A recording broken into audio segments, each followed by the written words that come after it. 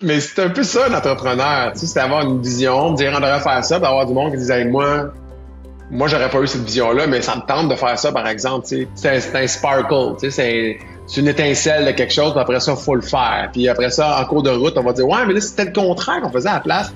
Ah oui, puis là, on s'ajuste, puis on va se rendre jusqu'au bout. Tu sais, nous, dans notre cas, rendu Ouais, au dernier show, on fait comme ah oui, là, il était bon. Là, ouais, c'est ouais. le même qu'on va faire les autres. Mais non, mais ça, c'est le dernier. Mais tu sais, donc c'est toujours un work in progress. Bienvenue à Meilleur Humain, Meilleur Monde, rencontre avec des entrepreneurs visionnaires du Québec. Aujourd'hui, on a la chance d'avoir avec nous Charles Lafortune. Charles, on te connaît comme animateur, on te connaît comme comédien, mais on te connaît pas tant que ça comme entrepreneur et c'est ce qu'on va tenter de mettre en lumière aujourd'hui. Merci d'avoir fait du temps à ton agenda. À nos téléspectateurs, si je peux m'exprimer ainsi, si vous aimez ce que vous voyez aujourd'hui, on vous invite à laisser un petit pouce en l'air sur la vidéo et pourquoi pas aller vous abonner à notre chaîne YouTube du même nom, Meilleur Humain, Meilleur Monde. Chaque semaine, on publie des nouvelles interviews avec des gens d'affaires du Québec, tous plus inspirants, inspirantes que les autres. Également avec moi, comme toujours, mon associé Normand Chadwick, qui va être mon co-animateur. Et je suis Tristan Laliberté. Normand et moi sommes tous deux du cabinet de services financiers Diversico Finances Humaines qui donne des services à des gens d'affaires comme Charles. Bienvenue tout le monde à l'émission d'aujourd'hui. Charles, je sais que tu es extrêmement occupé. C'est vraiment un honneur et un plaisir de te recevoir et de jouer le rôle que tu joues d'habitude. C'est comme un peu spécial. C'est ça, c'est intimidant.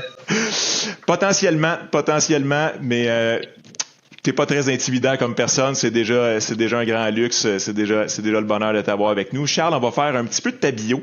Oui. Évidemment, on te connaît beaucoup là, pour plein d'émissions de télé que je n'irai pas parce que tout ça, on le connaît déjà pas mal. On te connaît comme animateur, comme comédien, aussi loin que les vieux de la vieille vont se rappeler de Watatatao comme exemple, potentiellement. Je peux en faire encore parler aujourd'hui, d'ailleurs, c'est très drôle. Ça joue encore sur sur UniTV, en fait. Alors, des fois, en pitonnant tard le soir, je tombe sur ma face de gars de 25 ans. C'est bizarre, une job où tu peux te revoir à 25-26 ans à la télé. C'est étrange. Effectivement. Après ça, dans les choses qu'on connaît beaucoup de toi, ou en tout cas qui ont été très populaires, je pense qu'il y a eu l'émission La Voix, qui est en je sais pas trop combien d'années là, de suite, qui est également un grand succès. Mais bref, la partie qu'on connaît un peu moins de toi, c'est l'homme d'affaires derrière Charles Lafortune, parce que tu es co-actionnaire et chef de la production et de la création de contenu pour l'entreprise Pixcom. Pixcom, j'ai été regarder un peu, Charles, c'est quand même un organigramme avec un certain niveau de complexité, là, Pixcom 2, Pixcom International, les productions Pixcom, et puis bon, quand on remonte tout ça, là, on se retrouve à toi, puis ton associé Nicolas Merola. Merola, oui, exact. Et d'entrée de jeu, je vais tout de suite te citer, je te cite lors d'une entrevue que tu as fait avec l'Actualité, je crois. Avec le temps, je suis devenu un homme d'affaires. Je n'aurais jamais pensé que ça m'arriverait. Peux-tu commenter sur cette citation? Ben moi j'étais premièrement bonjour Normand, ça me fait plaisir. Ben tu sais moi j'étais un mercenaire, un travailleur autonome, donc comme la plupart des gens dans mon métier, donc j'allais de contrat à contrat, hein, d'émission en émission. Des fois, là, des gens de l'extérieur, ben, ils ont l'espèce de vue d'ensemble. Alors, pour eux autres, ils se disent, on est là, puis on va toujours être là, ce qui est pas le cas dans notre métier. Il se passe toutes sortes de choses. Donc, des émissions qui sont renouvelées, pas renouvelées. Il y a différents défis budgétaires. La télévision tend à changer. Donc, je suis toujours passé de contrat en contrat. J'ai fait un contrat qui était le cercle, en fait, que j'ai co-animé avec mon ami Paulude, exactement, Dieu et son âme. Et on a, cette émission-là était produite par Pixcom à l'époque. Je me suis lié d'amitié avec le fondateur, un monsieur qui s'appelait Jean-Claude Bouchard, qui s'appelle toujours Jean-Claude Bouchard d'ailleurs. Et puis de fil en aiguille, eh bien, je suis devenu un actionnaire ici chez Pixcom. Et Nicolas Merola, mon associé et moi, on a en fait un mariage arrangé. Et en 2021, on a repris d'actionnaire. On est devenu les deux actionnaires majoritaires, les actionnaires de contrôle de Pixcom. Puis c'est ça. Mais c'est une entreprise qui existe depuis 36 ans, Pixcom. Pixcom est derrière des choses comme les choix de Sophie, Aveux, Apparence de Serge Boucher, des séries aussi anglophones. Puis même les Bleus Poudres ont commencé à être produites par Pixcom à l'époque. Et puis maintenant, ben, c'est une entreprise là, qui émet là, des T4 pour 5000 personnes à chaque année. Puis donc, fait plus de 22 productions différentes par année. Je trouve ça intéressant ce que tu dis parce que dans le fond, tu nous dis qu'essentiellement, tu avais un parcours entrepreneurial. Parce que d'être à son compte, d'un contrat à un autre, il y a toujours une espèce d'incertitude, une prise de risque. Tu dépends de la qualité de ce que tu fais pour toujours regagner un prochain dossier futur. Oui, la seule différence qu'il y a dans le métier de comédien ou d'animateur, c'est-à-dire que tu peux pas être deuxième dans le marché. Tu es obligé d'être, tu fais des auditions, puis il y a juste une médaille d'or, il n'y a pas de médaille de bronze, pas de médaille d'argent. Donc tu l'as ou tu l'as pas. Je dis ça, puis c'est vrai que parfois tu auditionnes pour quelque chose, finalement, quelque chose qui se passe, puis tu vas avoir un autre rôle dans la série, ça aussi, c'est là. Mais oui, c'est un métier où l'entrepreneur en soi est important dans le sens que il y a les écoles de théâtre pour les comédiens, tu sais, Sainte-Thérèse, Saint-Hyacinthe, l'École nationale, le Conservatoire d'art dramatique de Québec et de Montréal, Dawson en anglais, l'UQAM aussi. Puis il y a des gens qui ont le même talent quand ils sortent de là, mais il y en a certains qui sont capables de faire le métier, puis il y en a d'autres qui sont moins capables de faire le métier. Qu'est-ce que ça veut dire faire le métier dans mon industrie quand tu es un animateur, un comédien? C'est je te dirais que ton investissement de travail autonome, c'est que tu vas être extrêmement, les deux mots, tu vas être extrêmement travailleur, extrêmement autonome. Tu vas arriver sur un plateau préparé, tu vas faciliter les choses, tu vas t'arranger pour prendre l'émission sur tes épaules, en faire la promotion, etc. Puis donc, c'est un métier où tu vas, j'appelle ça aller porter l'émission dans le cœur des gens. Fait que ça, c'est important. Fait qu'il y a des gens qui aiment beaucoup jouer, qui aiment ça animer, mais toute la partie promotion sont moins à l'aise avec ça. Mais donc, si tu fais de la télé populaire, ben oui, ça vient avec tu vas être invité au tricheur, puis tu vas aller faire toutes sortes d'émissions qui sont un peu en satellite de ce que tu fais. Ou pas, il y en a certains qui ont un talent immense et qui ne font pas ça. Tu sais, je pense à Roy Dupuis, par exemple, qui va pas nécessairement, tu verras pas dans des talk shows, mais généralement, il faut être capable d'être assez entrepreneur pour se vendre. Alors, ton entreprise, c'est toi. Puis c'est vraiment toi. Tu es à la fois, tu sais, un pianiste a son piano, mais toi, tu es à la fois l'interprète et l'instrument. Puis c'est un instrument qui vieillit aussi. Il est pas figé dans le temps. Tu sais, t'aurais une entreprise qui fait des boulons. Ça se peut qu'à l'année 30, tes boulons soient meilleurs, mais c'est encore des boulons. Puis les boulons que tu as sortis, ils ont vieilli, ils ont peut-être rouillé, puis le monde en rachète des nouveaux. Mais nous autres, dans notre métier, ben c'est un métier où ça se peut qu'on soit tanné du boulon que tu es. Fait qu'on veut passer à un autre type de boulon, même s'il fonctionne très bien, ce boulon-là. C'est comme si le boulon devient un boulet, ça se peut qu'on ne t'invite plus. Là. Ben oui, ça c'est un boulet, mais ça c'est une autre histoire, par exemple. Mais il y a des effets de mode là-dedans, on t'a vu, il y a l'eau être overexposée, etc., etc. Après ça, ben, c'est sûr que c'est un métier aussi où quand t'es professionnel, quand t'es bon, quand t'as un animateur, une animatrice, une chaleur, une proximité, quand t'as ça, puis ça doit être vrai parce que on the long run, si t'es faux, les gens ils finissent par le savoir. Mais les diffuseurs, ben c'est sûr qu'ils vont te faire confiance parce que ils savent que tu vas faire avancer les choses. Puis après ça, ben c'est sûr que c'est une industrie de moins en moins, là, mais c'est ça qui est beaucoup lié à la publicité. Fait que, il faut que tu sois aussi bankable. Il faut que tu sois aussi quelqu'un qui est... Et aujourd'hui, même, on appelle en bon franglais brand safe aussi. Il faut que on puisse, que pour un annonceur, il n'y ait pas de surprise. Puis on en a vu dans les dernières années des surprises. Donc c'est ça. Faut qu'il soit certain que ça va bien se passer. Il y a plus beaucoup d'annonces de voitures, si vous remarquez, qui sont faites par des hommes. Il y a, l'alcool au volant, toutes sortes de trucs. C'est beaucoup plus des femmes qui annoncent les voitures aujourd'hui.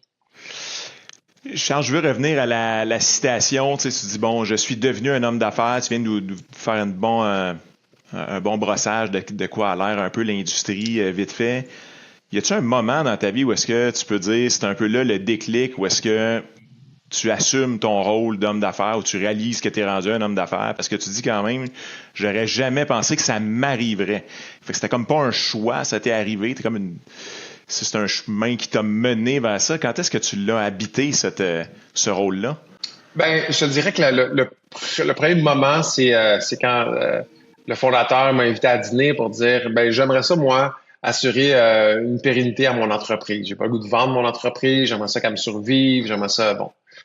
J'ai quelqu'un qui travaille déjà dans l'entreprise. Moi, j'animais pour eux autres, mais je n'étais pas un employé de l'entreprise.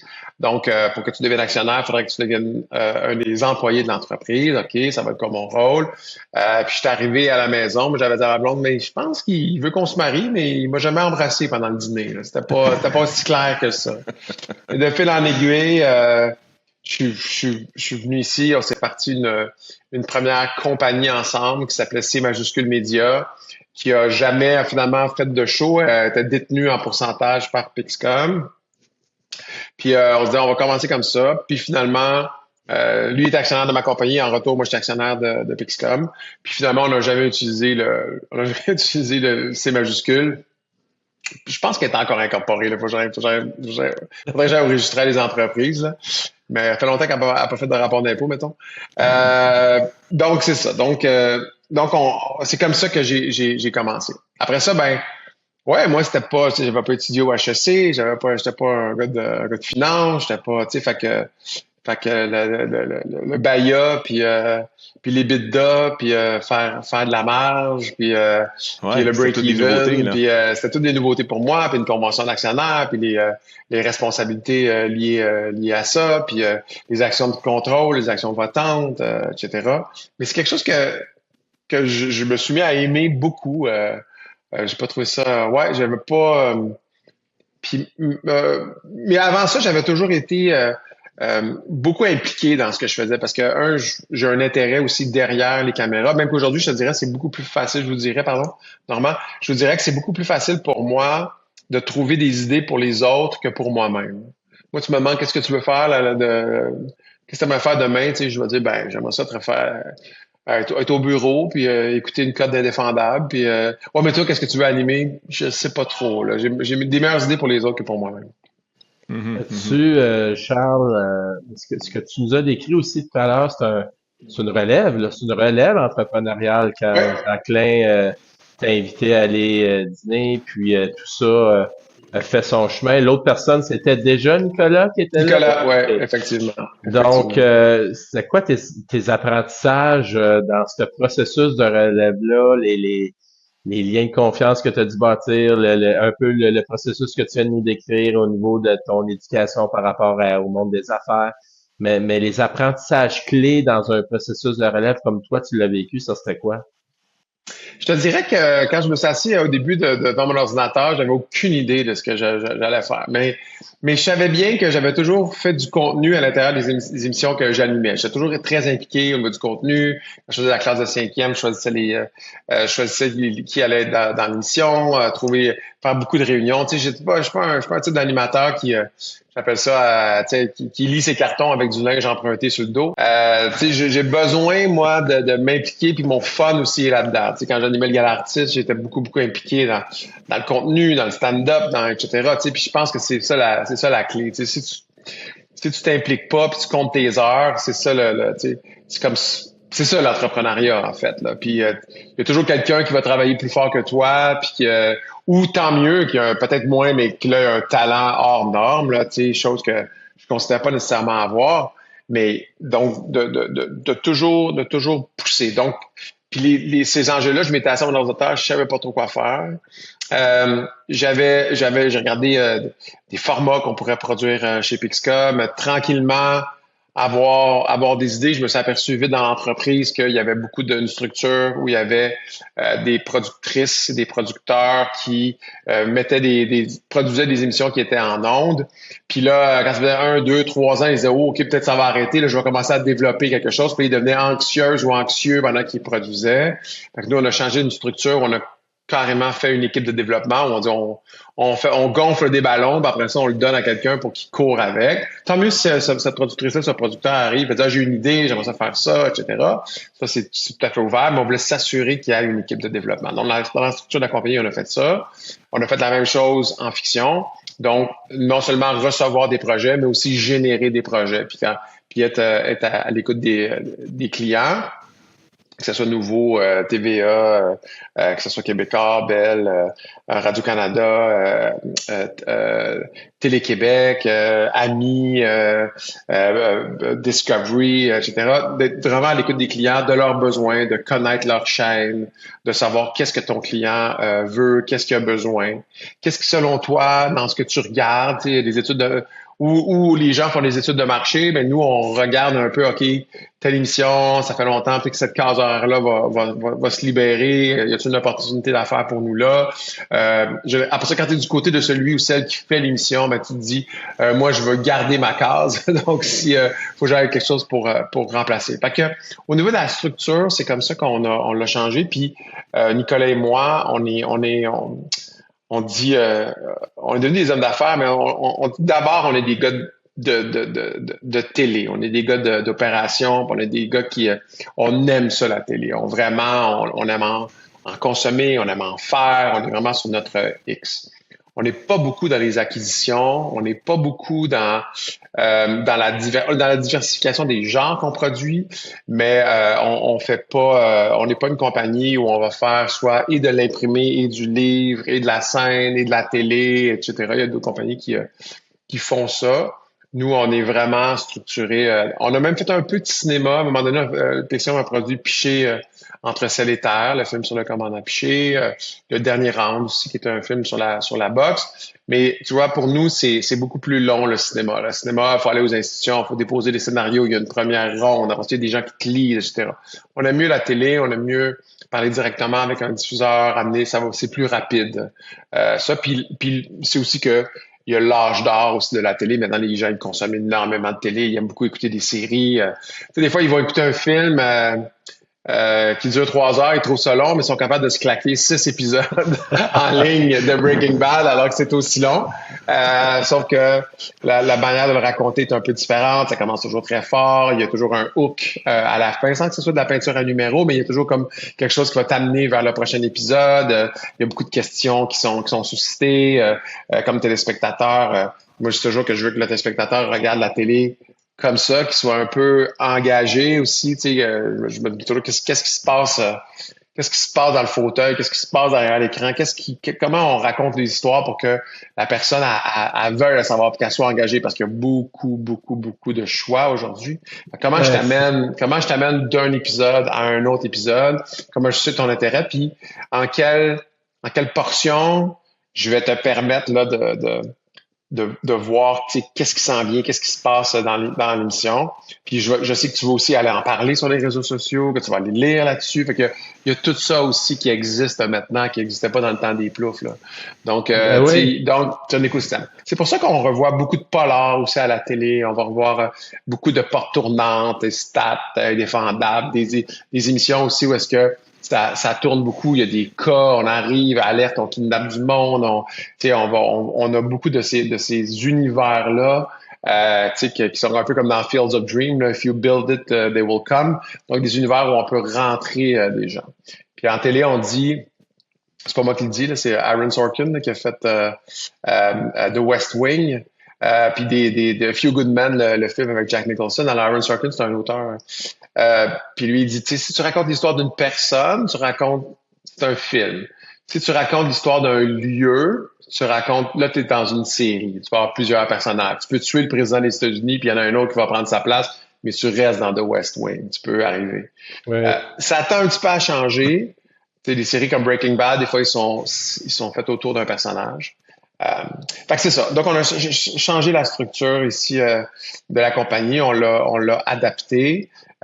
Puis aussi, comment faire pour pas que les gens, parce que souvent, tu sais, juste pour comprendre, tu sais, on est deux propriétaires, deux producteurs exécutifs. Fait que tous les deux, on est au hockey, on serait le directeur général puis le président du club, puis les productrices, producteurs, c'est les coachs des équipes, puis les équipes, c'est les productions. Là, tu sais, fait que comment on fait aussi pour que les différentes productions, nos différentes équipes, on ne s'assoit pas en silo, puis comment est-ce qu'on fait pour que la coach, nous autres, c'est toutes des productrices chez nous, il coach son équipe, puis que ça a une saveur particulière, puis une identité particulière, puis comment on fait que tout ça en même temps, quand c'est dans un show de Pixcom, tu sais que il y a une qualité, il y a un saut d'approbation, il y a vraiment quelque chose qui puis chez nous, on essaie de faire ce qu'on appelle, c'est pas de moi, là, c'est d'un gars de AMC que j'avais vu en conférence, puis il disait, nous, on fait du smart popcorn.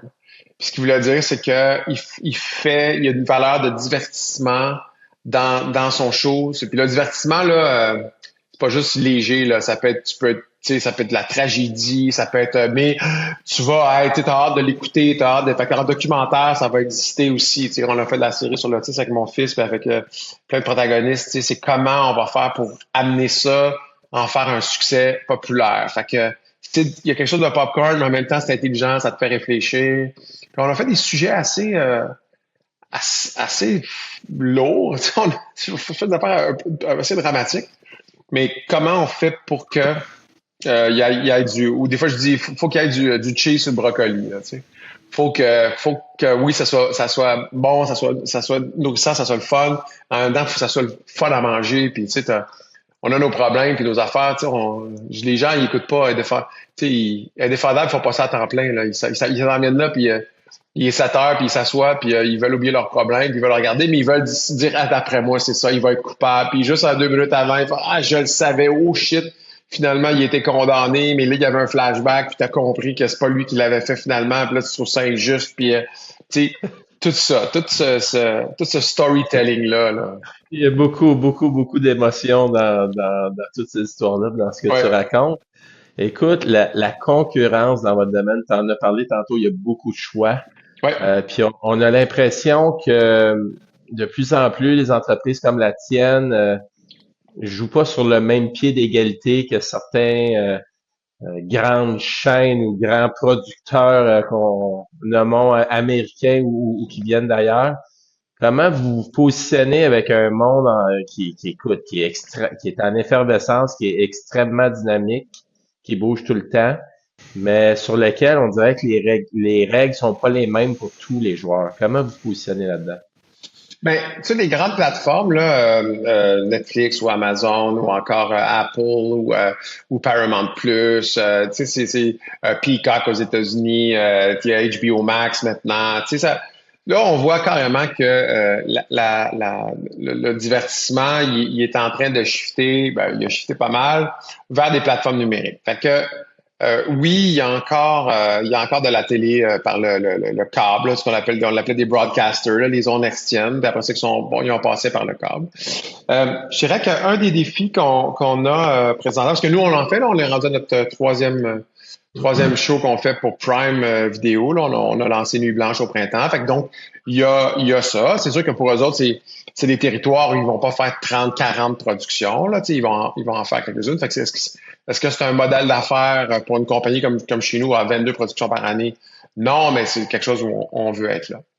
Moi, un cheval de bataille, je pense, qui est important. On a beaucoup parlé des plateformes. Est-ce qu'on va retrouver des shows québécois sur Netflix? Est-ce qu'on va retrouver sur Amazon, sur Prime? Est-ce qu'on va retrouver sur Paramount? Est-ce qu'on doit les obliger à contribuer ou etc. Mais moi, mon cheval de bataille, c'est qu'il y a beaucoup de plateformes. Il y en a des plateformes québécoises qui existent présentement. Si vous installez TVA+ sur votre téléphone, vous pouvez écouter TVA en direct, vous pouvez écouter tout l'univers de Québécois. Vous pouvez tout l'écouter, que ce soit Addict, que ce soit vous vous abonnez au Club Illico là-dessus, etc. La même chose pour Tout.tv, la même chose pour Nouveau avec Crave. La même chose, il y en a beaucoup, là, Gem, il y a Stack TV pour Chorus au Canada anglais. Moi, je crois que il y a un mot qu'on dirait qu'on a accepté, qu'on n'aurait pas accepté, c'est la découvrabilité des contenus. Ok. Parce que les gens, c'est un mot, ils disent, mais faut qu'on nous trouve sur les plateformes numériques, faut qu'on soit découvert, etc. Ok. Mais dans découvrabilité, il y a quelque chose d'inhérent au mot. Ça veut dire que si tu as besoin d'être découvert, c'est parce que tu es caché. Fait que c'est pas normal que les impôts des Canadiens puis le fonds des médias, hein, pour qu'on vous rappelle, à chaque fois que vous êtes abonné au câble, ben, il y a une partie de votre paiement qui s'en va dans un fonds, qui est le Fonds des médias du Canada, le FMC ou le CMF, le Canadian Media Fund. Puis de ce fonds-là, eh bien, tous les diffuseurs, ils reçoivent une enveloppe, dépendamment de font-ils plus de fiction, font-ils plus de documentaires, font-ils plus de variété, comme La Voix, ou etc. Puis ils ont chacune de leurs enveloppes. Avant, il fallait qu'ils les dépensent même par genre, mais maintenant, ils ont une enveloppe globale, puis ils peuvent la dépenser comme ils veulent. Ils sont obligés de la donner à des producteurs privés qui vont faire des émissions pour eux. La majorité d'entre eux, maintenant, ils veulent plus faire de production, ils veulent être des diffuseurs, ils veulent pas faire ça in-house. Pour faire une histoire courte, les téléviseurs, maintenant, moi, je pense que le vrai fond de la question, c'est l'appareil lui-même. Parce qu'un téléviseur, maintenant, vous le branchez, puis vous arrivez chez vous, vous le sortez de chez Costco, vous prenez une hisense 65 pouces, 4K, elle vous a coûté 185$, vous la mettez au mur, vous la branchez sur votre Wi-Fi, elle fait son update immédiatement. Avant, vous ouvriez votre câble sur la plupart des téléviseurs avant, et le câble ouvrait directement. Là, vous remarquerez depuis les derniers updates, depuis les 6 dernières années, LG, c'est comme ça. Vous ouvrez un téléviseur, puis elle s'en va sur la page d'accueil de la télé. Exactement comme votre iPhone, c'est des applications. Je pense que il faudrait, comme les voitures qui sont vendues au Canada, ben il y a des normes, les airbags, les freins, etc., la conduite autonome, etc. Il faudrait que, en fait, Industrie Canada dise tous les téléviseurs qui sont vendus au Canada, eh bien, vous avez l'obligation de mettre les plateformes dans votre update automatiquement. Fait qu'on brancherait une télé au Canada, géolocalisée, ça ferait boom TVA+, boom Tout.tv, boom Crave, immédiatement. Parce que si vous essayez présentement de mettre sur une hisense chinoise TVA+, c'est impossible. La télé, elle va pas le prendre, vous allez être obligé de le streamer.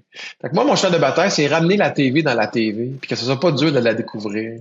Puis après ça, ben, il va falloir changer la manière que la télé est financée. Si la télé broadcast, c'est plus ça, c'est devenu un 78 tours, c'est devenu, il faut ramener ça. Puis, tu sais, on vit dans un monde de big data. Hein. Vous parlez de thermopompe, puis immédiatement, vous allez avoir votre Facebook va vous suggérer des thermopompes, tu sais, puis là, il dit non, on vous écoute pas. Mais il y a la même chose. Toutes ces télés-là, moi j'avais participé à enquête où il avait mis un mouchard entre la télé puis le routeur. Puis il y avait un jeune, Simon, ses parents lui donnent une télé, il l'accroche au mur, fait l'update, et puis sa télé, en chose en 4 jours, elle m'a envoyé 60 000 pages de documentation sur ce qu'il était en train d'écouter. Fait que, en fait, ils sont en avant, eux autres, des plateformes. Tu sais, Netflix, c'est ce on écoute sur Netflix, les algorithmes le savent mais lui, il sait exactement ce que vous écoutez et sur Netflix, etc. Fait qu'il faudrait que puis je pense que bien de ces compagnies-là, ils diraient, moi, je veux savoir exactement ce que tous les Canadiens écoutent, regardent. Fait que je vais le savoir. Ça va être payant pour moi. Puis je vais pouvoir vendre cette information-là qu'ils font déjà. Fait que ça, c'est un des principaux défis qu'on doit avoir, puis que les enfants puissent avoir accès à ça, parce que je sais pas si vous avez déjà acheté une télé 3D. Si vous l'avez déjà fait, je ne sais pas combien de fois vous avez regardé votre télé 3D, mais quand c'est compliqué, on ne le fait pas. Il n'y a pas beaucoup de contenu, faut charger c'est plug and play. La vie se vit en 140 caractères, faut que ça soit vite. Notre temps d'attention est très limité. On va rapidement toucher à notre téléphone cellulaire pendant qu'on regarde un télé. Des fois, des fois, on arrête d'écouter des séries. En tout cas, t'as arrêté, je sais pas, j'ai pas vu sur d'autres choses. Puis, fait que, le défi, il faut que la télé revienne dans la télé. Et oui, les plateformes numériques pourraient payer leur juste part parce qu'ils sont à l'étranger puis ils passent ça sur nos, tu sais, ils passent ça sur nos fils dehors là. C'est là-dedans que ça passe. Là, c'est pas, ça arrive pas de l'espace là, à part peut-être pour Elon Musk puis de Starlink. Mais sinon, ils utilisent vraiment nos réseaux. Alors Charles, dans le fond, ce que tu nous parles, c'est l'avenir de la télévision. Puis toi, tu dis que c'est ton cheval de bataille. Ça fait quelques fois que tu mentionnes ça. Ouais. Est-ce que c'est justement quelque chose que tu as commencé à lancer, à marteler et est-ce que tu as de l'écoute? Ben oui, tu sais, j'essaie d'en parler aux personnes concernées. J'essaie de, tu sais, quand on était dans des forums où on était en présence d'un ministre de la Culture ou d'une ministre de la Culture, de parler de ça essentiellement. Parce que je crois que faut vraiment plus légiférer sur l'appareil que sur des gens qui disent ben là on va faire 4 contenus, 5 contenus canadiens, on va tu sais puis après ça faire des ententes qui soient un petit peu mais être tributaire de ça. Je pense que on a des plateformes ici, on a du contenu ici, il y a une expertise qui a été faite. Donc ça puis on aime aussi se voir à l'écran. On aime raconter aussi des histoires qui se passent chez nous. Puis partout, c'est comme ça. Tu sais, je veux dire, Corner Gas en Alberta, il aimait ça. Tu sais, je veux dire, Schitt's Creek, c'est très canadien. Ça a un succès aussi international par la suite. Puis ça, tant mieux si ça arrive. Puis, mais il y a beaucoup dans tous les pays, ils ont des contenus qui sont français, qui sont espagnols, qui répondent à la culture, à des référents communs. Puis, tu sais, mon autre cheval de bataille, moi, c'est le ensemble. C'est essayer de, tu sais, oui, ça fait le fun, on peut écouter tout ce qu'on veut quand on veut. Puis, tu sais, on est une race là, qui commence vraiment à pencher vers l'avant, vers notre cellulaire. Puis les enfants, faut, tu sais, puis on est rendu à avoir du temps. On parlait de choses comme du temps d'écran. Puis, tu sais, essayer de se sortir de ça. Donc, tu sais, comment on fait pour avoir des trucs qui sont aussi communs, où est-ce que les gens ils se reconnaissent, où ils peuvent en jaser, ils peuvent c'est pas juste l'émission de TV ou le spectacle, etc. C'est aussi un endroit où on connecte les uns avec les autres, où est-ce qu'on réfléchit sur qu'est-ce qu'on veut nous autres dans notre société, de quoi ça parle cette affaire-là, tu sais, qu'est-ce qu'on fait avec nos vieux, comment notre système de santé, c'est quoi les conséquences, on raconte aussi de ces histoires-là, puis de se voir, tu sais, parce que sinon, puis je pense qu'on l'a vécu pendant la pandémie. Tu sais, on peut très bien tous fonctionner seuls dans nos maisons avec une connexion Internet, puis y arriver, là, puis que tout soit déposé dans nos comptes de banque, puis pas, tu sais, puis tu sais, ça se passe quand même. Mais on l'a vu avec les jeunes. Est-ce que mentalement c'est une bonne idée? Mais, donc ensemble, de se voir, d'être, tu sais, dans ma petite tranche, ma petite pointe de tarte à moi là, qui est les médias là. Comment on fait pour exister là? Après ça, ben, il y a beaucoup d'enjeux, tu sais, la désinformation, les gens qui croient pas à certaines choses, le complotisme, etc. Comment on fait pour aussi que l'information soit sécure, que ce qu'on y voit, ça soit vrai, là, ça soit, tu sais, la Terre est pas plate, là. Non, c'est ça.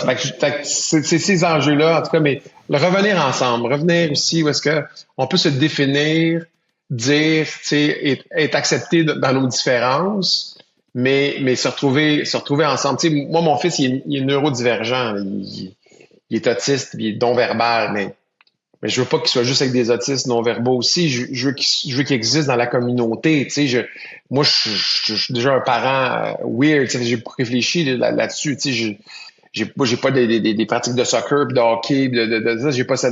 Mais comment je fais moi pour m'insérer dans ma société sans avoir toutes les mêmes réunions de parents que les autres. Fait que, tu sais, c'est un concept moi que des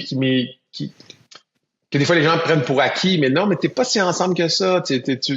Puis vivre en silo, tu sais, puis vous le savez, tu sais, les entrepreneurs, peut-être qu'ils vous parlent de ça, mais tu sais, dans une entreprise aussi, les silos, c'est dangereux, tu sais, c'est dans une intégration que les gens se parlent pas, etc. Fait que même c'est un souci, nous, ben, parce qu'on est at large, puis on fait des affaires qu'on veut rejoindre un grand public, Mais c'est ça, que les gens ils vivent pas en silo, qui interconnectent ensemble. Tu sais, c'est le fun d'être intégré verticalement, mais il y a un bout horizontal qu'il faut qu'il existe aussi. Là. Charles, l'autre fois, on a eu une courte conversation. Je t'ai juste demandé comment va la business. Puis t'es tout de suite parti à me conter une histoire une histoire probablement qui est une histoire du quotidien ou hebdomadaire, où est-ce que tu dis, il y a des jeunes qui vont venir chez nous, Ouais. puis déposent leur CV. Puis là, tu leur demandes anodinement, tu sais, qu'est-ce que toi t'écoutes à la télé? Ben, j'ai pas de télé, ok, je comprends, mais qu'est-ce que t'écoutes sur ton cellulaire ou ton iPad? Puis là, ben, je sais pas, mais ils vont nommer 3, 4, 5 affaires qui sont toutes du Netflix, mettons, ou autre chose. Ben écoute, ce que tu réalises que dans les derniers 5 minutes, il n'y a absolument rien de ce que tu as nommé qui amène un sou dans l'économie dans laquelle tu viens déposer ton CV aujourd'hui. Ouais. Comment tu composes avec cette réalité-là? Parce que c'est un autre défi de votre domaine, là. Oui, puis des fois, il y a une certaine forme d'inconscience. Tu sais, une certaine forme je vais te dire l'affaire qui est cool, là, qui me définit comme personne, parce que j'écoute ça, donc ça, c'est mes intérêts, puis je vais te nommer ça, mais tu fais, OK, ça, c'est super. Mais ici, mettons, c'est quoi ton plaisir coupable? C'est quoi l'affaire que t'écoutes, que t'aimes écouter, puis, je sais pas, c'est quoi l'affaire que tu trouves vraiment bon, que les gens au Québec, que tu leur dis, hey, tu devrais écouter ça, là, tu devrais écouter avant le crash, ou tu devrais écouter, moi, je sais pas, là, Audrey est revenu qu'on a fait, tu sais, c'est vraiment bon, on regarde ça, tu sais, puis mais oui, je trouvais que des fois il arrive puis il dit ça à la bonne heure avec un peu une fierté puis son cool, tu sais. Mais tu te dis ben c'est parce que ici c'est comme tu me disais que toi on est dans un steakhouse puis tu me dis que t'es végétarien là, tu sais ça marche pas là, tu peux pas, tu sais, au contraire, là, tu sais. Fait que oui, ça, je suis toujours assez surpris aussi. Puis après ça, comment on fait comme entrepreneur aussi pour que les gens ils soient très à l'aise, puis qu'il y a un sentiment d'appartenance aussi à l'entreprise, tu sais, qu'ils veulent que tu sais, nous autres, on est dans une affaire le fun, là, c'est du spectacle, là, ils veulent que le monde, ma tante, leur oncle puis leur cousin ils écoutent leur show parce qu'ils font, non, c'est nous autres qui faisons ça. Tu sais, ça, on essaie beaucoup de le valoriser, tu sais, des fois, moi, je venais des gens dans mon bureau à l'administration pour leur montrer le premier épisode de quelque chose, tu sais, ou la bande-annonce d'une nouvelle série qu'on va faire. Puis là, je leur pose des questions. Qu'est-ce que vous avez compris? Ils me disent ça, bon, qu'on est up, ça marche pas, on va le replacer. Mais vraiment avoir ce sentiment d'appartenance-là à l'entreprise.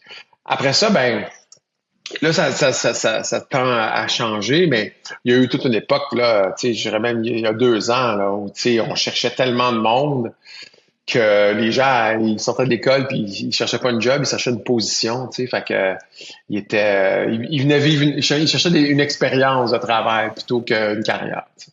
Là, ça tend à changer parce qu'il y a eu moins de production. Là. Il y a eu tout le boom de la COVID. Il fallait produire, on ne savait pas ce qu'on s'en allait.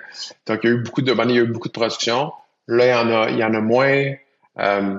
Donc c'est ça. Fait là, on commence à retrouver là, des gens qui nous envoient des CV. Moi, j'étais 2 ans, là, je recevais pas de CV. Là, je recommence à en recevoir là, des gens qui ont moins de production, c'est plus difficile. Puis c'est mondial, hein, c'est pas juste au Québec.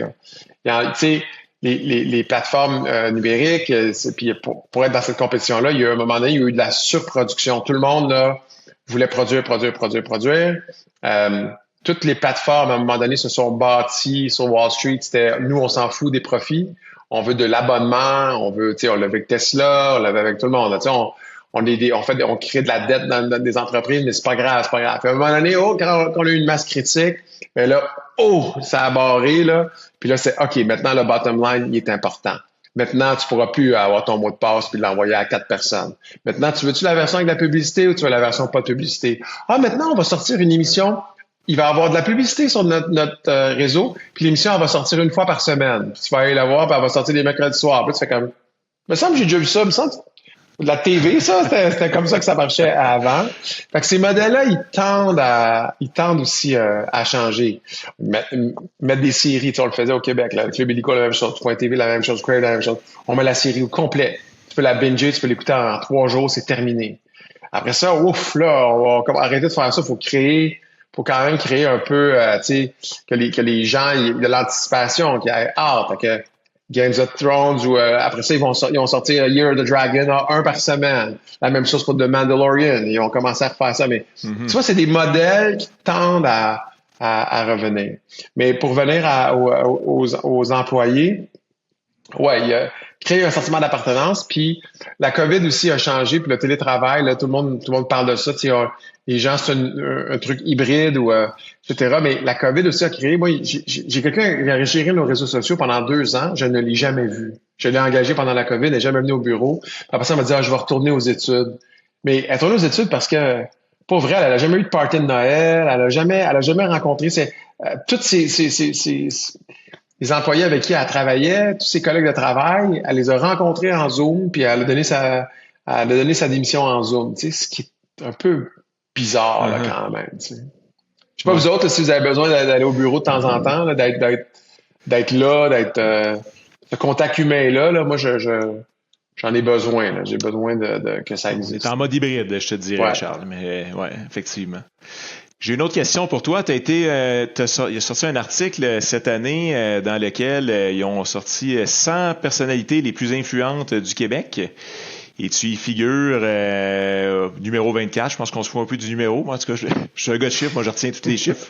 J'ai checké quelle position j'étais. Je serais menteur. Ça t'intrigue aussi. Je serais menteur de pas savoir. Je saurais en avant de qui derrière de qui j'étais. Ouais, c'est ça, exact. Ouais, ça serait Qu'est-ce que ça t'a fait? La personne qui dit non, je pense qu'elle est très hypocrite. Qu'est-ce que ça t'a fait, cette reconnaissance-là, si on peut dire? C'est plus une reconnaissance, ouais? Tu sais, ça vaut ce que ça vaut, mais c'est sûr que je l'ai envoyé à ma mère et mon père. Là. Il était bien fier de ce que je me retrouve là. À papa, maman, c'est clair. Oui, c'est sûr. Après ça, c'était une belle surprise. Là, j'ai les sueurs, tu te retrouves dans ce palmarès-là. Donc, c'est ça. Ma femme l'avait été avant moi, en fait. Elle avait été dans le palmarès de l'actualité en 2019, je pense, avant la pandémie. Est-ce que ça crée une responsabilité, Charles? Est-ce que c'est quelque chose qui t'amène une vision différente de qui tu es puis vers où tu veux t'en aller? Non, pas du tout. Non, je fais pas, comme je fais jamais rien pour gagner des prix ou pour la reconnaissance. Je fais toujours des affaires parce que je pense que c'est ça qu'il faut que ça soit fait. J'écoute ça de faire des shows de télé ou des trucs que moi j'aimerais ça regarder. On a parti une fondation, la Fondation Autisme et Majeur. Je l'ai fait parce que je ne détache pas de bonne personne, mais je veux juste me servir dans le buffet. C'est-à-dire que je l'ai fait parce que j'ai un fils qui vit ça. Fait que je me suis dit, tant qu'à ça, je suis aussi bien de faire quelque chose qui ensemble, on est plus fort. Fait que puis là, tu lèves la main, il y a des gens qui disent moi, je m'impliquerais aussi. Moi, c'est quelque chose qui me touche. Moi, je connais ma sœur, etc. Moi, je suis avocat. Moi, je suis fiscaliste. Moi, je suis comptable. Moi, je suis en relations publiques. On commence à avoir un conseil d'administration avec c'est comme les Fantastic Four, là. Tout le monde a son super pouvoir. On va faire ça en gang. Fait que non, c'est sûr que c'est flatteur de se retrouver là. En même temps, tu me dirais qui est en 48e position, j'en ai aucune idée. Fait que ça vaut ce que ça vaut. Charles, toujours dans cette même question-là, personnalité influente, il y a le mot influence là-dedans. Si tu avais la capacité d'influencer quelque chose dans le Canada ou dans ton domaine, ça serait laquelle?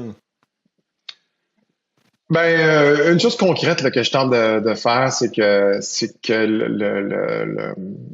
les adultes autistes, quand ils sortent du milieu d'éducation, qui est pour une personne handicapée jusqu'à 21 ans au Québec, ne régressent pas, puis qu'ils trouvent leur place dans la société, qu'ils réussissent leur vie d'autiste plutôt que d'échouer leur vie de pseudo-neurotypique. T'sais.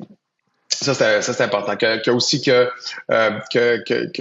l'inquiétude de parents qui se disent qu'est-ce que je vais faire une fois que je vais être mort, qu'est-ce qui va arriver de mon enfant, essayer de calmer cette affaire-là. Que réussir à qu'ils aient une vie en dehors du cocon familial. Puis qu'après 21 ans, ils se retrouvent pas à se bercer chez leurs parents, puis qu'un des deux parents soit divorcé, les deux se divorcent. Je pense que c'est 80% d'ailleurs qui se séparent, ou qu'un des deux arrête de travailler. Puis ça crée. Fait que ça c'est je dirais que c'est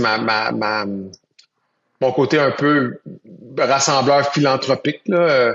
Là, on a fait un espace autisme majeur aux usines Angus à l'intérieur du centre à pas de géant. Tu sais, le pôle adulte, ça s'appelle l'espace autiste et majeur.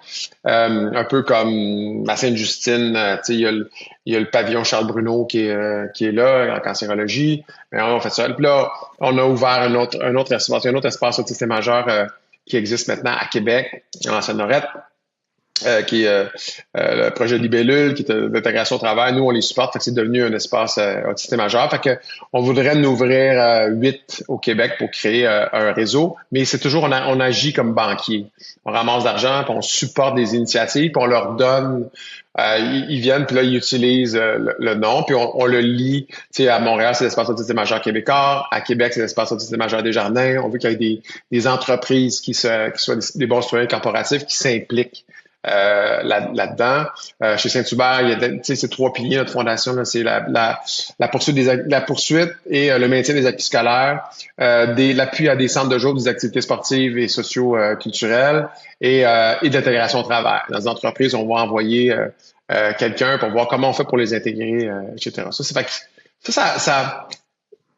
Ça prend une partie de mon temps, mais pas tant que ça finalement.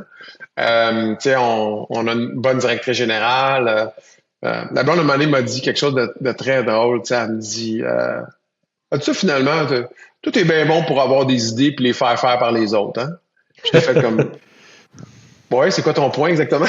C'est ça, un entrepreneur. Mais c'est un peu ça, un entrepreneur. Tu sais, c'est avoir une vision, dire on devrait faire ça, d'avoir du monde qui disait, hey, moi, j'aurais pas eu cette vision-là, mais ça me tente de faire ça, par exemple. Tu sais. Puis après ça, la vision est pas aboutie. Ça serait prétentieux de penser qu'elle est aboutie. C'est un sparkle. Tu sais, c'est une étincelle de quelque chose, puis après ça, il faut le faire. Puis après ça, en cours de route, on va dire, ouais, mais là, c'était le contraire qu'on faisait à la place.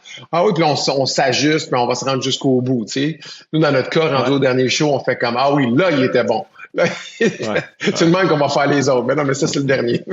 Mais tu sais, donc, c'est toujours un work in progress. Donc, mais c'est ça. Moi, je le fais comme ça. Puis sinon, mon influence, tu sais, sans mauvais jeu de mots, moi, ça a été ça. C'est donner une voix, des fois, de ce côté-là, là, de ce qui est entré dans notre vie à ceux qui n'en avaient pas. Là, on va faire une 4e saison, là, à partir du 13 juin, là, 4e saison de Autistes et majeurs, qui a fait probablement une des meilleures saisons de toutes. On a fait Autisme maintenant majeur, Autisme maintenant majeur, Autisme amour et amitié. Puis là, on fait le commencement. Puis dans l'autisme, le commencement, c'est le commencement du centre de l'espace autiste et majeur à l'intérieur du centre en pas de géant qui déménageait. Puis bon. Et puis, c'est aussi, on a filmé des parents qui reçoivent avec leur enfant un diagnostic d'autisme. Ils s'en doutaient, puis on les suit chez le médecin, puis ils le reçoivent live, tu vas les voir. Là. Puis nous, quand c'est arrivé, on se sentait bien tout seul, fait qu'on a dit, on va suivre cette affaire-là, ce moment névralgique-là où la bombe explose dans leur famille. Mm-hmm. Puis on va apporter du support, on va mettre des gens aussi en lien, puis des gens qui vivent les mêmes choses, etc. Fait que ça c'est, tu vois, ça, pour moi, c'est de l'influence au sens où quand je vais chez Costco, ben, pas le nommer, j'ai quelqu'un qui va venir me voir, puis ils vont jamais me parler de mon gars ou de ma blonde. Ils vont toujours me parler de ma sœur a vu ça, puis là, j'ai compris. Une fille qui vient voir les yeux pleins d'eau, elle dit, mon père, il comprenait pas, tu sais, mon fils, c'est léger son affaire, fait qu'il disait, ben non, ça va passer, puis faut que tu sois plus sévère avec, etc. Puis là, il m'a appelé en pleurant, puis il disait, j'ai vu ça, et j'ai compris, je m'excuse, tu sais, ça, il a tellement pu comprendre, tu sais, quelque chose, parce qu'on dirait que c'était quelqu'un d'autre qui disait, puis là, il l'a vu. Fait que, tu sais, des fois, des fois, ça sert à ça aussi, puis de pas être prêcha aussi dans les affaires, aussi de laisser une place. Je reviens toujours à mon Smart Popcorn, qu'il y a quelque chose de. Ça commence avec une toune de Marc Dupré. Tu sais, c'est accessible, c'est large, c'est comme, tu sais, c'est pas une affaire juste pour les parents d'enfantistes. Tu sais, moi, du bon, j'ai écouté ça, venez pas autour de moi, mais tu sais, je suis rentré là-dedans. C'est comme des personnages, on les suit, tu sais. Atypical sur Netflix, il y avait ça aussi. Tu sais, c'est drôle. Tu sais, on est en train de faire un nouveau show. Il va y avoir des personnages autistes, mais ça va être très drôle, en fait. Là, on va ailleurs. C'est quelque chose, je pense que toute ma vie, je vais me servir aussi de mon entreprise pour parler un peu de ce sujet-là, puis pas écœurer le monde avec ça. Des fois, moi, je suis un petit peu comme... Tu sais, je suis encore en train d'en parler, mais je suis toujours un peu je vais tanner le monde avec ça, tu sais. En tout cas, ben, tu sais, il y a du monde qui pourront dire, ah, ben, lui, la meilleure affaire qui est arrivée de sa carrière, c'est son fils, là, mais je dirais, ben, mange la merde. mais, mais je peux pas en parler. Sinon, Ouais. c'est sûr que moi, je pense qu'être entrepreneur aussi, c'est, tu sais, quand on dit gérer un bon père de famille, ben, il y a ça aussi dans une entreprise, espèce de vouloir créer un clan, vouloir créer quelque chose qui va faire en sorte que la conséquence va être une entreprise saine. La conséquence de ça, ça va faire en sorte que ça va bien marcher, tu sais, puis tu sais, prends ton temps pour engager des gens, euh, va vite pour les mettre à la porte si ça fonctionne pas, tu sais, tire pas ça, tu sais, puis fais tes devoirs toujours. Puis cette chaîne-là aussi, la chaîne de, tu sais, une entreprise, pas mal une pyramide inversée, là. C'est pas it's lonely at the top, mais des fois, c'est pas mal plus en dessous, puis il faut que tu tiennes, En faut que tu soutien, sois, ouais. faut que tu sois en support, là, tu sais, c'est pas, en tout cas, moi, dans mon, tu sais, on n'est pas dans une business d'acheter des business, puis les mettre en morceaux, puis les revendre, puis etc. On n'est pas Ouais. là-dedans, là. On n'est pas, non. Charles, t'as 54, si je me trompe Oui, pas. oui, exact. Fait que bientôt 74. Ouais, c'est ça. Est-ce que ça se transfère une business comme la tienne? Et je pense notamment à, ben, c'est une industrie particulière, mais aussi dans ta business, tu es vraiment le rainmaker, on peut dire, ou en tout cas le visage beaucoup, même si tu as des super équipes qui t'aident et tout ça. Comment ça se transfère une business comme ça? Il y a plusieurs, des réflexions dans ton... il y a plusieurs programmes. Il y a des programmes d'ailleurs d'accès à l'actionnariat. La SODEC en a un, le Fonds québécois en a aussi. Il y en a eu beaucoup sur aussi les femmes en entreprise aussi, de donner accès aux femmes à l'actionnariat. Il y a ça. Mais oui, tu sais, nous, on a restructuré notre compagnie. On a nommé des vice-présidents aussi pour restructurer de comment on fonctionnait, tu sais, un contenu création, comptabilité corporative, comptabilité de production, post-production. Je vous dis quelque chose. Et puis tout le légal. Tu sais, on a donc on a passé notre G7, là, donc on a 5 VP puis on a deux premiers vice-présidents. Fait que c'est ça. Fait que après c'est de voir, tu sais, avec les années, mais cette préoccupation-là, de voir, tu sais, oui, je pense que on est déjà dans un processus de dire, OK, nous, il y a quelqu'un qui nous a légué cette entreprise-là en voulant assurer sa pérennité. Fait que moi, c'est quelque chose que j'aimerais aussi faire. Tu sais, je pense que ça, tout le monde va vous le dire, hein, c'est le plus gros défi des entrepreneurs. Souvent, les entrepreneurs, ils sont bâtis autour d'une PME. Tu sais, nous autres, on est une moyenne entreprise, là. Je dirais pas la banque nous le dit, là, mais puis donc de voir, tu sais, comment est-ce que ça peut continuer d'exister. Parce que nous, hein, c'est tu sais, on n'a pas un parc immobilier, là. On crée des affaires que tu peux voir, que tu peux regarder, mais on construit de la propriété intellectuelle. C'est ça qu'on fait. Tu sais. Fait que oui, mais c'est quelque chose là qu'on regarde, puis savoir qui on va approcher, comment on va voir, qu'est-ce qui nous manque dans notre structure. C'est ça. Ça c'est toujours quelque chose auquel on parle. Puis je te dirais que ouais, si je me dis bon ben j'ai 55 ans, dans 10 ans, je vais en avoir 65. Je ne peux pas croire que je dis ça, mais c'est ça pareil. Fait qu'il faut prévoir ce coup-là aussi. Là. Charles, si on saute dans une DeLorean, Back to the Future, puis on pèse sur le piton dans 10 ans, qu'est-ce qui doit s'être passé dans ces 10 années-là pour que tu sois heureux de ta progression, de la progression de Pixcom, de tout ton cheminement? Moi, j'aime beaucoup. Je suis un des chanceux qui est vraiment sur son que j'ai pas l'impression de travailler. Tu sais, j'ai pas, je peux pas me demander. Tu sais, je peux pas dire à moi là, que dans 3 ans à telle date, là, je vais prendre ma retraite, là, puis je sais exactement là, combien que je vais gagner, puis combien je vais recevoir de. Tu sais, je suis pas là-dedans. Là. Moi, je fais des coups, puis on bâtit des affaires, puis ça fonctionne, puis on réussit à vendre, puis à créer des partenariats, etc. Fait que tu sais, ma blonde rit tout le temps de moi, elle disait, ouais, tu me semble que tu vas arrêter à 65 ans, tu vas avoir le goût de continuer à faire des affaires. Mais c'est sûr que je n'aurais pas la même énergie, je vais vouloir ralentir. Puis il y a des choses aussi dans l'entreprise que je fais. Moi, je suis pas la bonne personne là, pour. Tu sais, on arrête de faire le site web là, puis je m'en tiens loin. Je m'en tiens loin parce que j'ai besoin que, tu sais, si on est j'ai besoin là que ça soit pas un monsieur de 55 ans là qui fait des affaires parce qu'il trouve ça cool, mais il est un peu off là, tu sais. Donc, malgré que je suis quelqu'un de très de mon temps là, tu sais, je contrôle tout avec mon téléphone, puis je suis très tech savvy là, j'aime ça là, puis j'ai peur de pas être dans le coup. Mais mais ouais, tu sais, j'ai juste dans le langage, des fois il y a des mots que je suis comme ah quoi, j'ai pas compris dans l'expression là, exactement. Fait que tu sais, mais oui, dans 10 ans, je pense que je vais être encore lié à l'entreprise. Puis tu sais, l'idée d'avoir des idées puis de les faire faire pour les autres, c'est ça qui va me préserver de tout vouloir contrôler, tu sais, de tout vouloir. Tu sais, moi, j'essaie toujours de m'entourer de meilleurs que moi, là. Tout le temps, tout le temps, tout le temps. Parce que je suis paresseux, parce que c'est beaucoup plus facile.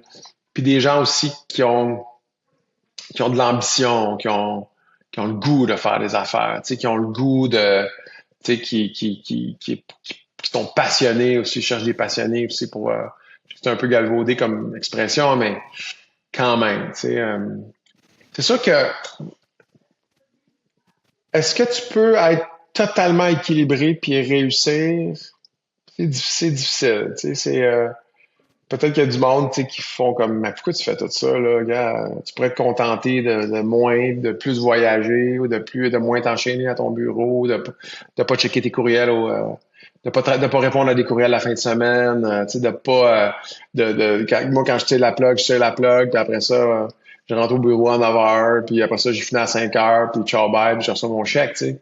Puis je suis payé, puis that's it. Mais c'est pas dans ma personnalité, tu sais, c'est pas, tu sais, je suis sorti d'école de théâtre, je savais même pas comment ça gagnait un comédien. J'ai aucune idée. Hein. C'est un peu ridicule, là, mais j'avais vraiment aucune idée. C'est comme, ah ouais, ok, c'est ça, par jour, ok.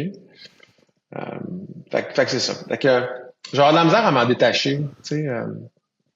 Tu sais, on utilise un logiciel là, qui s'appelle Frame.io là, où je peux regarder un épisode de quelque chose, puis en dessous, il y a un chatbox, puis dès que je me mets à écrire, ça arrête là, puis je dis OK, on pourrait raccourcir la scène ici, puis etc. Puis là, le monteur, il le voit, puis à chaque fois que quelqu'un fait un commentaire chez nous là-dessus, je reçois un message sur ma honte, là, tu sais. J'ai 22 productions, là, fait que je dois recevoir, je sais pas moi, 30, 40 messages par jour, mais puis mon partenaire est comme, man, faut que tu désactives ça, c'est ben trop. Mais moi, c'est comme si mon entreprise était un être vivant. Puis la technologie me donne son pouls cardiaque tout le temps. Je vois qu'est-ce qui se passe, je vois qui c'est qui s'en occupe. Puis je vais voir quelle productrice, quel producteur donne des notes plus que d'autres, puis acharné, puis ou trop. Ou des fois, OK, faut laisser le patient, lâche-les, là, ou dépose ton pinceau, là, c'est-à-dire, là, tu vas le fucker ton show, là. Arrête, c'est correct, là. Fait que c'est ça. Fait que, ouais, tu sais, je pensais pas qu'une personne morale, tu sais, aujourd'hui, une personne morale dans mon domaine, c'est pas juste, je vois pas juste son action monter puis descendre, tu sais, on n'est pas au public, les autres, mais je la vois pour vrai, je la sens pour vrai, je peux. Puis, après une journée, moi, mes rushs, ils rendent indéfendables, je peux les regarder demain, là, la scène 3.5, là, donc la scène 5 de l'épisode 3, je vais aller la voir, puis la troisième prise est meilleure, tu sais, puis mais je peux pas tout contrôler puis tout voir. Mais je suis au courant de pas mal tout. Charles, le temps passe vite en bonne compagnie. On avait déjà au bout du temps qu'on s'était avec l'animateur de TV, moi je parle beaucoup, hein, fait que c'est ça. Ben écoute, c'est parfait, c'est ça qu'on voulait aujourd'hui. Moi, Charles, j'ai des petits take-away de la rencontre. J'ai bien aimé ce que tu viens de dire, en fait, qu'une entreprise pour toi, c'est un être vivant. Et que par la technologie, tu réussis à prendre son pouls. Je trouve ça extraordinaire comme analogie, vraiment magnifique. J'ai vraiment retenu tout au long de l'entrevue, tu parles énormément de ne pas avoir de silo, tu as beaucoup la notion de faire les choses ensemble, même ensemble, chacun chez soi, en train d'écouter la même série de télé dont on va peut-être parler le samedi dans un souper de famille. Ouais. Tu es vraiment quelqu'un qui semble être un rassembleur. Tu as mentionné le terme rassembleur philanthropique. Tu as parlé aussi de que l'entreprise soit un clan, tu sais, où est-ce qu'on se sent, on a une fierté aussi de Fait que tout ça, moi, c'est vraiment un peu une espèce de fil que j'ai retenu tout au long de l'entretien. Puis la dernière affaire que je sais pas vraiment quoi faire avec, mais c'est Smart Popcorn. Ça aussi, je l'ai retenu quand même. Ça, je pense que c'est juste dans ma business qu'on peut faire ça. Normand, qu'est-ce que tu aimerais dire pour... Écoute, super entrevue. T'as parlé de faire ses devoirs. Clairement, tu fais les tiens. T'es quelqu'un de très passionné dans l'information que tu amènes et de la façon que tu la communiques. Donc, ça amène un engagement. Donc, j'imagine qu'avec tes employés, en tout cas ton entourage, c'est quelque chose de contagieux. T'entourer, beaucoup d'entrepreneurs nous ont dit ça, de s'entourer de gens meilleurs que nous. Mais pas juste de s'entourer, mais de déléguer. Alors, quelque chose que tu fais nécessairement. Puis, écoute, la passion dans tout ce que tu touches, tout ce que tu fais, t'entourer de gens passionnés, tu l'as mentionné aussi. L'ADN de qui on est jamais très loin dans les autres aussi, hein. Donc, on retrouve un peu de nos ingrédients dans ce qu'on recherche, mais félicitations, super belle entreprise que tu amènes. Comme je t'ai dit, tu livres avec beaucoup de passion. Puis, très heureux de t'avoir rencontré, Charles. Ben, merci, c'est plaisir partagé. Et Charles, en disant un petit mot de la fin, j'ai été touché également et je te souhaite tout le succès que tu veux pour qui est un peu ton legs social, j'ai l'impression, votre fondation qui s'appelle Autistes et Majeurs. Alors, félicitations pour ce projet-là, puis j'espère que ça va rayonner aussi large ou encore plus large que dans tes rêves les plus fous. Écoute, à Montréal, là, au mois de juin, là, dans les maxis, là, si vous apportez vos canettes, on cherche 1 million de canettes. Puis tant à 10 cents de la canette, on s'est dit qu'on allait peut-être ramasser un 100 000. Fait que c'est ça, c'est sur le site de la Fondation Autistes et Majeurs, là, dès qu'on va sur... c'est le plus long affaire à écrire, le fondationautistes-et-majeurs.com, mais ça tombe directement là-dessus. Puis s'il y a des gens qui veulent faire du bénévolat, être avec nous, c'est deux anciens du Voir qui ont cette initiative, puis ils ont embarqué là-dedans, ils sont arrivés avec cette idée-là. Puis on va faire ça au mois de juin, à partir du 5 juin, du 5 au 22 juin. Ben merci, on va partager cette info-là sans faute.